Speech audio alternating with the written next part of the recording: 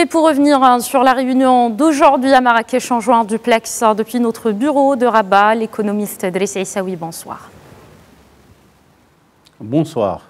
D'abord, quels sont les mécanismes évoqués justement aujourd'hui par Aziz Arnouch pour la mobilisation de 1 million d'hectares supplémentaires de terres agricoles? Il faudra rappeler de manière très précise qu'il s'agit de terres agricoles collectives, c'est-à-dire ce sont des terres qui, au terme du Code des investissements de 1969, on avait ouvert la possibilité, les terres agricoles, comme on le sait, sont inaliénables. Elles restent dans l'indivision à l'intérieur des collectivités ethniques. À partir de 1969, des opérations de ce qu'on appelait la melkisation, c'est-à-dire la transformation de la propriété indivise au profit seulement des ayants droit. Cette opération a été ouverte en 1969 avec un certain nombre d'hectares, 36 000 au début. Récemment, avec l'aide du Millennium Challenge Corporation, c'est une aide américaine pour faire les études techniques, a permis d'étendre vers 46 000 autres hectares et qui vont incessamment sous peu commencer à devenir effectives. À partir du discours du roi Mohammed VI, à l'occasion de la rentrée parlementaire, il a annoncé la possibilité d'étendre ces terres qui peuvent être justement melkisées au profit des ayants droit à 1 million d'hectares, même pour les parcelles qui ne sont pas situées à l'intérieur des périmètres irrigués. C'est une opération extrêmement importante. Rappelons que le Maroc dispose de 15 millions d'hectares de terres collectives qui, au jour d'aujourd'hui, celles qui sont situées dans des territoires appropriés, ne sont pas mises en valeur comme il se doit.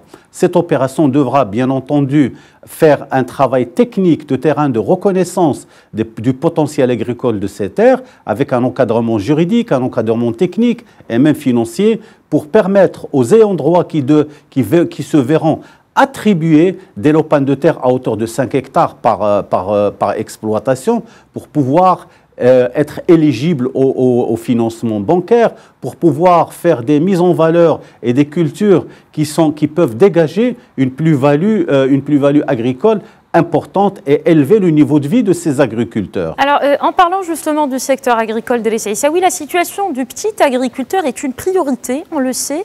Alors, de quel genre d'accompagnement devrait-il bénéficier ?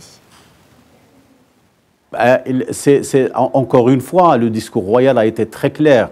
La campagne marocaine, le monde rural, il y a d'énormes possibilités, mais encore faut-il que les agriculteurs puissent être encadrés professionnellement. Et cet appel, je pense que le ministre de l'Agriculture, il l'a dit dans cette réunion, c'est-à-dire qu'il faut essayer de développer davantage l'encadrement professionnel à travers les chambres et les organisations professionnelles pour pouvoir orienter ces petits agriculteurs vers des activités génératrices de revenus, vers des spéculations agricoles à forte valeur ajoutée, ce qui aura un impact direct sur leurs revenus et surtout sur leur famille. Il y a une attention particulière qui sera accordée à la jeunesse du monde rural et qui, au lieu d'émigrer vers les villes, va pouvoir trouver des occupations professionnelles en lien avec l'activité agricole et avec le développement rural de manière plus globale. Alors, le ministre de l'Agriculture, Aziz Arnouch, a appelé aujourd'hui à ouvrir davantage les opportunités d'investissement dans le monde rural. Alors, un chiffre, donc, le secteur agricole emploie 40% de la main-d'œuvre active dans le royaume. Comment encourager les investisseurs ? Vous savez, la mise en œuvre du plan Maroc vert depuis une dizaine d'années, depuis 2008 jusqu'à maintenant, a boosté la valeur ajoutée agricole. Elle a même dépassé le niveau moyen de la croissance nationale. C'est-à-dire elle a pratiquement doublé. Sa contribution à l'emploi, il était connu depuis un moment.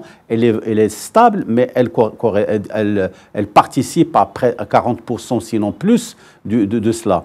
Alors, comment ouvrir les nouveaux investissements? C'est d'abord en mobilisant ces terres qui étaient inertes jusqu'à maintenant et donner la possibilité aux agriculteurs, aux ayants droit eux-mêmes de les valoriser, mais en même temps faire des partenariats, des financements nouveaux qui permettront aux agriculteurs de pouvoir justement tirer le meilleur profit de toutes les avancées que le Maroc vert a pu apporter en termes d'investissement sur l'irrigation, sur l'amélioration de l'arboriculture, de l'élevage et de toutes les cultures d'exportation. C'est une grande dynamique à laquelle il fallait absolument arrimer le secteur agricole, particulièrement à travers sa composante rurale, les petits et moyens agriculteurs, parce qu'il y a une mine et une potentialité importante à exploiter, celle du développement et du soutien apporté à cette classe moyenne agricole et rurale.